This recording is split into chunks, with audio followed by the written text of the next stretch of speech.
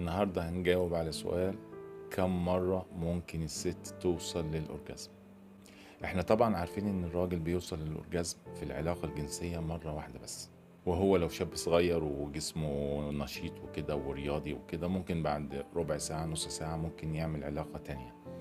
وكل ما تكبر في السن كل ما المسافة بين أول مرة وتاني مرة بتطول شوية، وممكن توصل لو انت مثلا 50 سنة 60 سنة بتعملها مرة واحدة في اليوم، ما تقدرش تعيدها تاني في اليوم. طبعا للسن أحكام طبعا، وفاهمين الفكرة. فبصفة عامة بنقول إن الراجل بيوصل للأورجازم بتاعه أو بينزل أو بيخلص مرة واحدة بس في العلاقة. نيجي بقى للست. الست دي مشكلة. الست ممكن ما توصلش للأورجازم خالص وما توصلش للنشوة، وممكن توصل 10 مرات أو أكتر. أنا بقول لكم الست دي حاجة عظيمة جدا. فأي ست في الدنيا هتوصل الراجل للنشوة بتاعته 100%. يعني مفيش راجل بيعمل علاقة من غير ما بيخلص، إلا إذا كان هو مش عايز يخلص يعني، بس غالبا أغلب الرجالة بيخلص عادي جدا بسهولة جدا، أي ست تخليه يخلص. بس بالنسبة للست بقى، مش أي راجل هيوصلها للأورجازم. ما أقصدش بقى إن هي تروح تجرب رجالة عشان توصل للأورجازم والكلام من ده، لا، حاول تفهمني صح. أنا أقصد بتعوز من الراجل أو بتحتاج من الراجل شغل معين، بتحتاج إن الراجل يعرف تفاصيلها، يعرف إيه الزراير والمفاتيح اللي بتحرك الست واللي بتخليها توصل للنشوة بتاعتها. ففي راجل شاطر بيبذل مجهود وبيسأل الست ويفحر هنا ويفحر هنا، ويروح لجوجل يسأله، ويروح يشوف على النت ويشوف مش عارف يوتيوب ويشوف ايه وايه، بحيث ان هو عايز يوصل مراته وحبيبته للنشوة بتاعتها مرة واثنين وثلاثة واربعة وخمسة وستة. وفي واحد تاني مكبر دماغه ومفكر هي العلاقة كده، هو مفكر ان انت تخبط السرنجة خلصت، خلصنا العلاقة وخلاص كده. ايوه، انت مفكر ايه؟ زي شكل دبوس.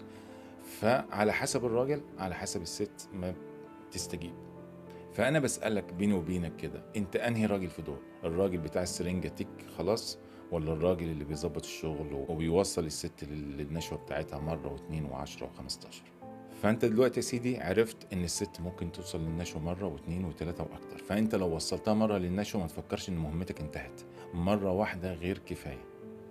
نشوة واحدة للست غالبا مش كفاية.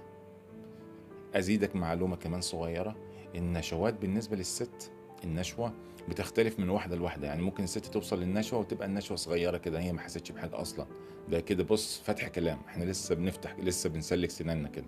فين بقى الحاجات الكبيرة؟ فالست ساعات بتوصل للأورجازم، تكون الأورجازم صغيرة كده ما بتهزهاش قوي، يعني بص ما ولا هزت شعرة من راسي، فاهم؟ وفي واحدة بقى بتبهدل الست، بتخلي الست تبقى زي بص مرمية، مش عايزة حاجة من الدنيا تاني خلاص. ده كده يا معلم ظبطت الشغل تمام كده. ففي نشوة كبيرة ونشوة صغيرة فاهم ازاي؟ فنشوة واحدة مش كفاية. فانت اشتغل لغاية اما الست تقول لك شكرا. طيب اعرف منين ان زوجتي وصلت للنشوة او ما وصلتش؟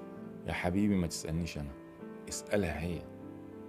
وحتى من غير ما تسألها، انت لو عارف مراتك وعارف رد الفعل بتاع مراتك وتجاوب مراتك في العلاقة، مش هتحتاج لا تسألها ولا تسألني ولا أي حاجة. هتكون أنت راجل عارف الست شريكتك دي بتحس بإيه وبتعمل إيه.